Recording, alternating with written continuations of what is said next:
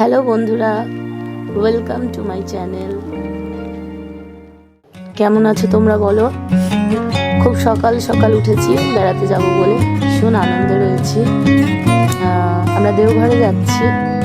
দেখো ট্রেনে উঠেছি তো, আশপাশগুলো তোলার চেষ্টা করছি। খুব একটা ভালো সিন তুলতে পারিনি, মোটামুটি একটা জায়গায় নিয়ে এসেছি। তো কেমন লাগছে একটু বলবে, কমেন্টে লিখবে। এখন আমরা ট্রেনে বসে রয়েছি, যাচ্ছি। আশপাশটায় ঢুকে গেছি। এখানে ছোট ছোট মাটির পাহাড়ের ছোট ছোট টিলা আছে। আমরা এখনো পর্যন্ত মনে হয় আসানসোলটা আমরা পেরিয়ে এসেছি, তারপরে এখানে বিহারের দিকে ঢুকছি। তো আমাদের দেওঘর ঠাকুরের কাছে যাব, ভীষণ আনন্দ হচ্ছে। অনেকদিন পর যাচ্ছি, কয়েক বছর পর যাচ্ছি, তাই মনে একটু খুশি আনন্দ। যদিও তার কাছে অনেক বছর পর হলে, তার আগেও আমরা একবার ঘুরতে গেছিলাম, তখন একটা আনন্দ হচ্ছিল। হরিদ্বারে ঘুরতে গেছিলাম, তারপর আমরা দেওঘরে যাচ্ছি। তো এখানে সামনে দেখো কত সুন্দর সুন্দর নারকেল, খেজুর গাছ, এগুলো যদি খেজুর গাছ। দেখো সামনে একটা পাহাড় দেখতে পেয়েছি, জানো, সেইটাকে একটু তোলার চেষ্টা করলাম। হালকা দেখা যাচ্ছে, দেখো কেমন লাগছে বলবে। আমার ভীষণ প্রিয় পাহাড়, সমুদ্রের থেকে বেশি। কেমন লাগছে একটু বলবে তোমরা, সবাই একটু বলবে, কমেন্ট করবে যে আমি আদৌ কতটুকু তুলতে পেরেছি, কতটুকু ভয়েসটা দিতে পারছি জানি না। তোমরা ভিডিওটা দেখো আর এনজয় করো।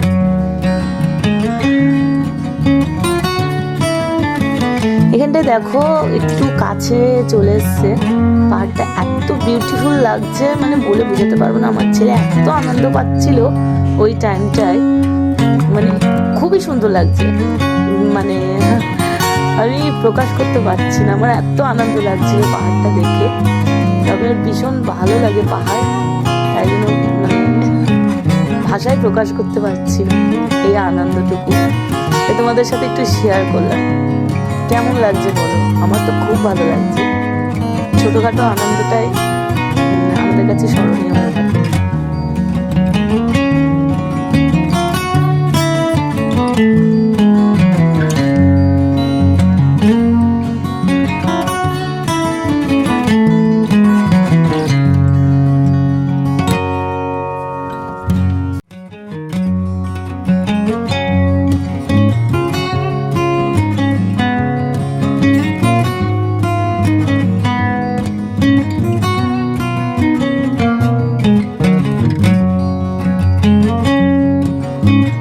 আমরা পৌঁছে গেছি মন্দিরে। সামনের মন্দিরে ভিডিওটা করতে দিচ্ছিল না, তো আমরা জাস্ট পৌঁছে গেছি এবং একদম আশ্রমে পৌঁছে গেছি। সেখানে আশপাশগুলো তোমাদের দেখাচ্ছি, যতটুকু পেরেছি, কারণ ভিতরে একদম ভিডিও করতে দেয় না ওনারা। কেমন লাগছে একটু বলো। জয়গুরু সবাইকে। ভেতরে যাচ্ছি, খুব সুন্দর। ওরা আশপাশ থেকে ভীষণ গুছিয়ে সাজিয়েছে, দেখে এতটাই ভালো লাগছে। 8 বছর পর গেছি তো, অনেকটা চেঞ্জ হয়ে গেছে। 3বার যাওয়া হয়ে গেছে। এটা ঠাকুর বাড়ির ভেতরে, এখানে ঠাকুর বিশ্রাম করতেন জায়গাটা। সামনে ভিডিও করতে দিচ্ছিল না, মোটামুটি তাড়াতাড়ি করেছি। তোমরা তো বুঝতেই পারছো, মন্দিরের ভিতরে কখনো, আশ্রমের ভিতরে বা মন্দিরের ভিতরে কখনোই দিতে দেয় না ভিডিও করতে। তোমাদের বলবে কেমন লাগছে জায়গাটা। প্রথমে আমরা প্রসাদ পেয়েছি ঠাকুর।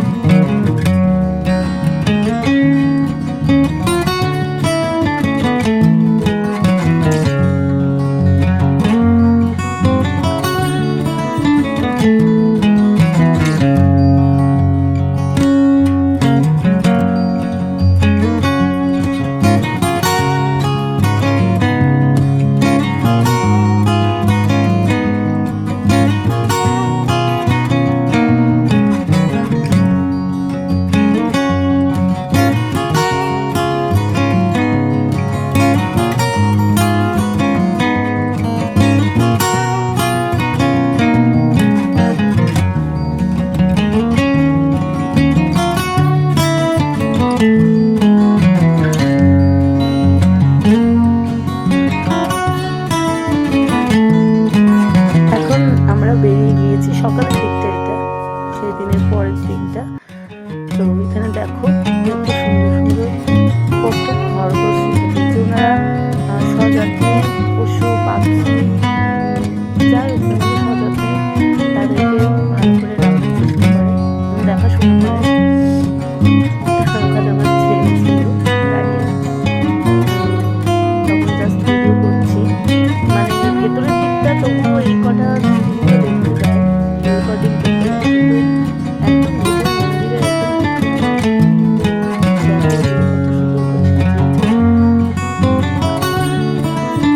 যতটুকু পেরেছি চেষ্টা করেছি তোলার, হয়তো খুব একটা ভালো করে করতে পারি না। আজকে মানে আমার ফার্স্ট টাইম আমার লং ভিডিও, তোমরা দেখতে বলবো কেমন হচ্ছে। এখানে ওরা সব পাথর কেটে কেটে সুন্দর মানে জায়গাটা বানিয়েছে, অনেক পরিষ্কার পরিচ্ছন্ন জায়গা। সত্যি তোমরা নিজেরাই ভিডিও দেখে বুঝতে পারবে,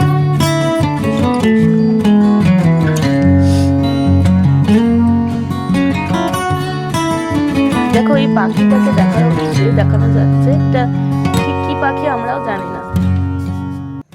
প্রথমে তো আমরা অন্য কিছুই ভেবেছিলাম, আমার ছেলেও আমার হাজবেন্ডও এসে ভেবেছিল, কিন্তু অ্যাকচুয়ালি সেটা না, এটা অন্য একটা পাখি, ঠিক বুঝতে পারছিলাম। তাই ভিডিওটাকে জুম করে দেখালাম। অনেক ধরনের আছে ভিতরে, আমরা সবটা মানে ভিডিওটা আনতে পারি।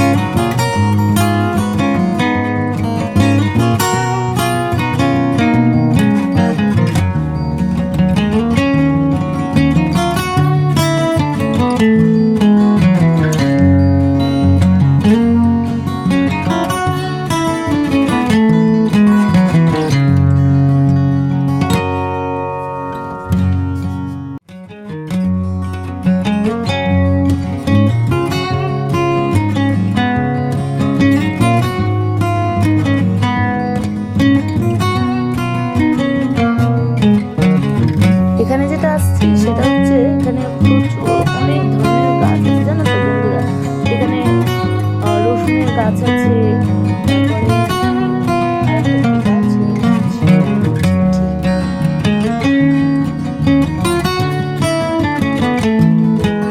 আমরা এবার সমাধিস্থলে এসেছি, এটা আমার গুরুদেবের সমাধিস্থল। তো এখানে বড় বড় আছে, জায়গাটা খুব সুন্দর, চুপচাপ মনটা ভীষণ খারাপও লাগে, আবার মনটাকে শান্ত করে চুপ করে বসার একটা জায়গা। তোমাদের বলে বোঝাতে পারবো না, জায়গাটা এতটাই কষ্ট লাগে তার আসলে। কত সুন্দর করে এটাকে সুন্দরভাবে সাজিয়ে। এখানে আমরা শেষ করে দেবো ভিডিওটা, তোমরা বলবে কেমন লেগেছে ভিডিও।